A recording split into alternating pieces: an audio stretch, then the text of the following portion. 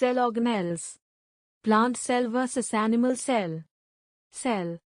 Robert Hooke discovered and coined the term cell in 1665. Robert Brown discovered cell nucleus in 1831. Schleiden and Schwann presented the cell theory, that all the plants and animals are composed of cells and that the cell is the basic unit of life. Schleiden, 1838, and Schwann, 1839. With the discovery of the electron microscope in 1940, it was possible to observe and understand the complex structure of the cell and its various organelles. Cell organelles. Shown in Fig. 5.5 and 5.6 below.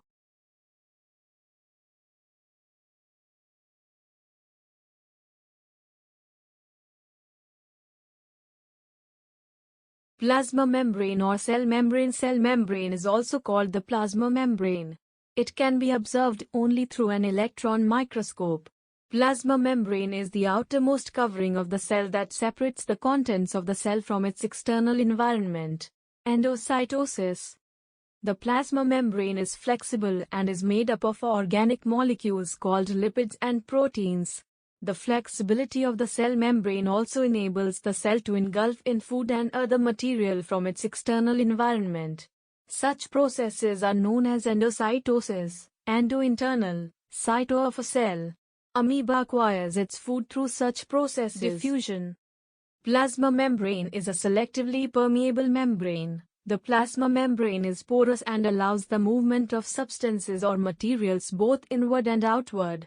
Some substances like carbon dioxide or oxygen can move across the cell membrane by a process called diffusion, spontaneous movement of a substance from a region of high concentration, hypertonic solution, to a region where its concentration is low, hypotonic solution.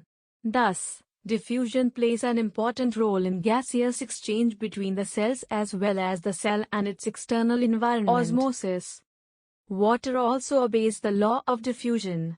The movement of water molecules through a selectively permeable membrane is called osmosis. Osmosis is the passage of water from a region of high water concentration through a semi-permeable membrane to a region of low water concentration. Thus, osmosis is a special case of diffusion through a selectively permeable membrane. Unicellular freshwater organisms and most plant cells tend to gain water through osmosis. Absorption of water by plant roots is also an example of osmosis. Thus, diffusion is important in exchange of gases and water in the life of a cell. In addition to this, the cell also obtains nutrition from its environment.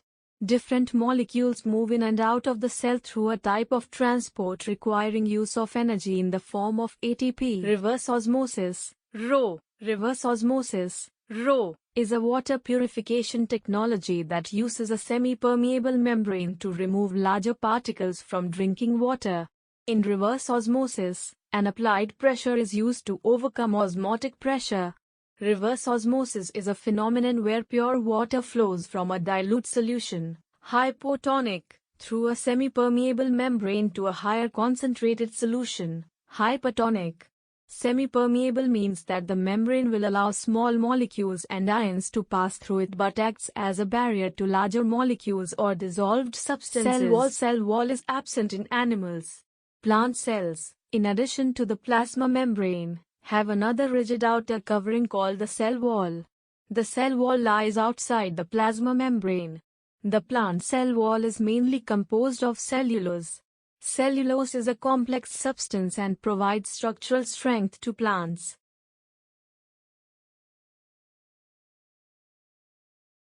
When a living plant cell loses water through osmosis, there is shrinkage or contraction of the contents of the cell away from the cell wall. This phenomenon is known as plasmolysis, plasma fluid, lysis disintegration, decomposition. Only living cells, and not dead cells, are able to absorb water by osmosis. Cell walls permit the cells of plants, fungi and bacteria to withstand very dilute, hypotonic, external media without shrinkage. In such media the cells tend to lose water by osmosis. The cell shrinks, building up pressure against the cell wall.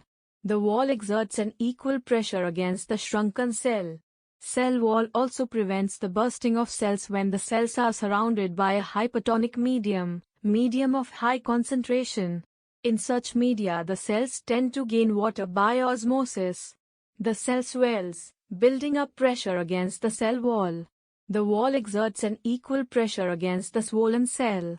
Because of their walls, plant cells can withstand much greater changes in the surrounding medium than animal cells. Cytoplasm: it is the jelly-like substance present between the cell membrane and the nucleus. The cytoplasm is the fluid content inside the plasma membrane. It also contains many specialized cell organelles, mitochondria, Golgi bodies, ribosomes, etc. Each of these organelles performs a specific function for the cell. Cell organelles are enclosed by membranes. The significance of membranes can be illustrated with the example of viruses. Viruses lack any membranes and hence do not show characteristics of life until they enter a living body and use its cell machinery to multiply.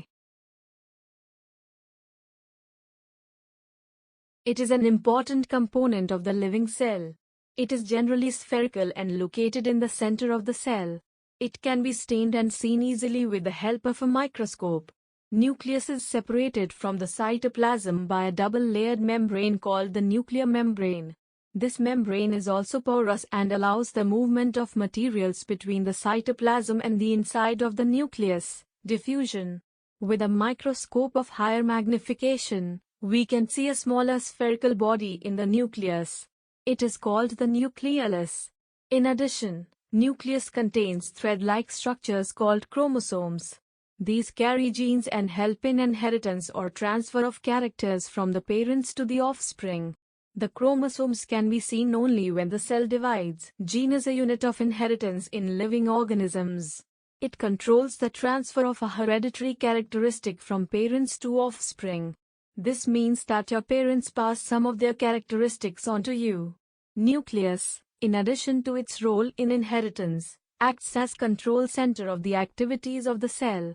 The entire content of a living cell is known as protoplasm, cytoplasm plus nucleus.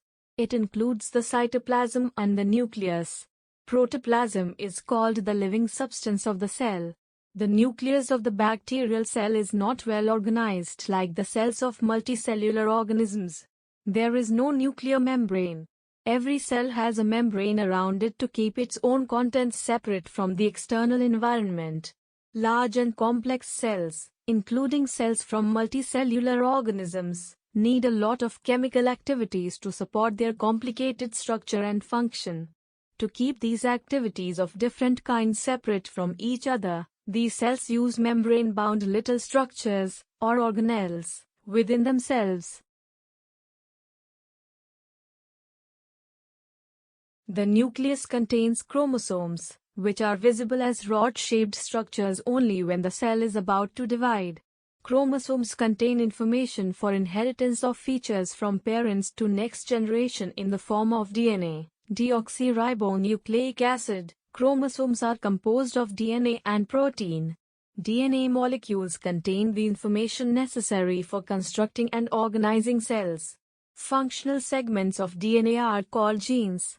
In a cell which is not dividing, this DNA is present as part of chromatin material. Chromatin material is visible as entangled mass of thread-like structures. Whenever the cell is about to divide, the chromatin material gets organized into chromosomes. The nucleus plays a central role in cellular reproduction, the process by which a single cell divides and forms two new cells. It also plays a crucial part, along with the environment, in determining the way the cell will develop and what form it will exhibit at maturity, by directing the chemical activities of the cell. Organisms whose cells lack a nuclear membrane are called prokaryotes. Pro equals primitive or primary, karyot karyon equals nucleus. Organisms with cells having a nuclear membrane are called eukaryotes. Prokaryotic cells also lack most of the other cytoplasmic organelles present in eukaryotic cells. Many of the functions of such organelles are also performed by poorly organized parts of the cytoplasm. The chlorophyll in photosynthetic prokaryotic bacteria is associated with membranous vesicles bag-like structures but not with plastids as in eukaryotic cells. Prokaryotes defined nuclear region. The membrane-bound cell organelles are absent. Eukaryotic cells have nuclear membrane as well as membrane-enclosed organelles.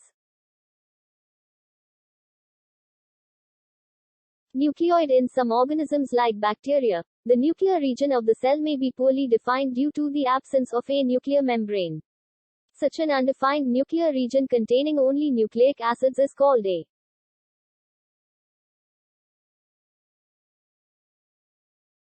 empty structure. In the cytoplasm is called vacuole. It could be single and big as in an onion cell, plant cell. Cheek cells, animal cells, have smaller vacuoles. Large vacuoles are common in plant cells. Vacuoles in animal cells are much smaller. Vacuoles are storage sacs for solid or liquid contents. The central vacuole of some plant cells may occupy 50 to 90% of the cell volume. In plant cells, vacuoles are full of cell sap and provide turgidity, swollen and distended or congested, and rigidity to the cell. Many substances of importance in the life of the plant cell are stored in vacuoles. These include amino acids, sugars, various organic acids and some proteins. In single-celled organisms like amoeba, the food vacuole contains the food items that the amoeba has consumed. In some unicellular organisms, specialized vacuoles also play important roles in expelling excess water and some wastes from the cell. Endoplasmic reticulum. The endoplasmic reticulum is a large network of membrane-bound tubes and sheets. It looks like long tubules or round or long bags vesicles. The membrane is similar in structure to the plasma membrane. There are two types of rough endoplasmic reticulum RER and smooth endoplasmic reticulum SER. Rough endoplasmic reticulum RER ribosomes. RER looks rough under a microscope because it has particles called ribosomes attached to its surface. The ribosomes, which are present in all active cells, are the sites of protein manufacture. The manufactured proteins are then sent to various places in the cell depending on need, using the smooth endoplasmic reticulum SER. The SER helps in the manufacture of fat molecules, or lipids, important for cell function.